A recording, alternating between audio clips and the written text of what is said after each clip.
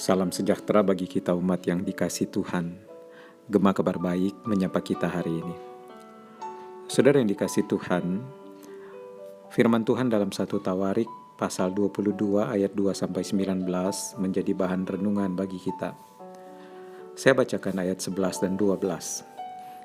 Maka sekarang hai anakku, Tuhan kiranya menyertai engkau sehingga engkau berhasil mendirikan rumah Tuhan Allahmu, seperti yang difirmankannya mengenai engkau. Hanya Tuhan kiranya memberikan kepadamu akal budi dan pengertian dan membuat engkau menjadi pemegang perintah atas Israel, supaya engkau memelihara Taurat Tuhan Allahmu. Demikianlah firman Tuhan.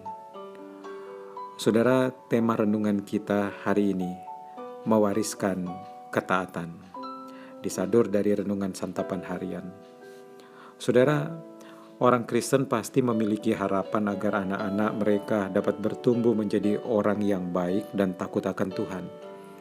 Kita berjuang dan bekerja keras untuk mewariskan sesuatu kepada keturunan kita. Seringkali arti warisan kadang dipersempit menjadi benda-benda material saja. Adalah hal yang terpenting sebenarnya adalah mewariskan ketaatan. Saudara, Daud bergerak untuk mendirikan bait suci bagi Tuhan. Memang Tuhan menghargai maksud baik Daud, tetapi ia berkata bahwa bukan Daud yang akan mendirikan rumah baginya, melainkan Salomo anaknya. Saudara, meskipun pembangunan itu akan dilakukan anaknya, Daud tidak diam dan bersikap masa bodoh, tetapi dia melakukan persiapan. Ia mengumpulkan orang-orang asing yang ada di Israel beserta para pemahat batu yang akan dipekerjakan. Material yang digunakan untuk membangun rumah Allah didatangkan dari segala penjuru negeri, yaitu besi, tembaga, kayu aras, dan lain sebagainya. Itu semua disediakannya untuk membantu Salomo. Saudara, kepada anaknya Salomo, Daud berpesan agar ia mendirikan rumah Allah sebagai tempat kediaman Allah dan tempat bangsa Israel menyembah Allah. Lebih dari sekedar tugas, Salomo diberi janji bahwa Allah akan menyertai pemerintahannya dan membuat pekerjaan pembangunannya berhasil. Saudara, atas janji inilah Salomo diperingatkan untuk selalu menaati Taurat Tuhan. Akhir kata, Daud mengingatkan anaknya untuk selalu mencari Tuhan. Dengan kata lain, Daud menasihatkan Salomo agar dia membangun pemerintahan yang berpusat kepada Tuhan dan selalu bersyukur kepadanya. Saudara, sebagaimana Daud mewariskan nilai-nilai ketaatan kepada Salomo, sudahkah kita juga melakukan hal yang sama kepada anak, keponakan, atau bahkan cucu kita?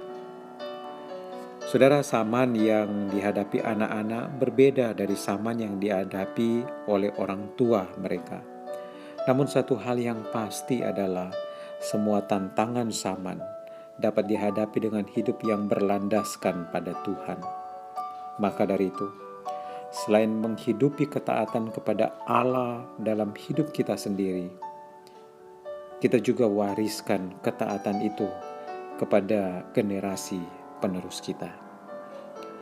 Tuhan pasti memberkati kita. Mari kita berdoa. Terima kasih Tuhan, firman-Mu boleh terus mengingatkan kami untuk taat, tapi juga mewariskan ketaatan kami kepada anak-anak dan keturunan selanjutnya. Tolong bimbing kami. Kami sungguh bersyukur untuk firman-Mu, dan kami juga sangat membutuhkan tuntunan Tuhan. Kami mohon kekuatan dari Tuhan ketika kami menjalani hari ini. Segala macam pergumulan, mohon Tuhan yang membukakan jalan keluarnya. Bahkan ketika kami harus berjuang, mohon berikan kekuatan pada kami. Terima kasih Tuhan, kami berserah sepenuhnya kepadamu. Dalam nama Tuhan Yesus, kami berdoa. Amin.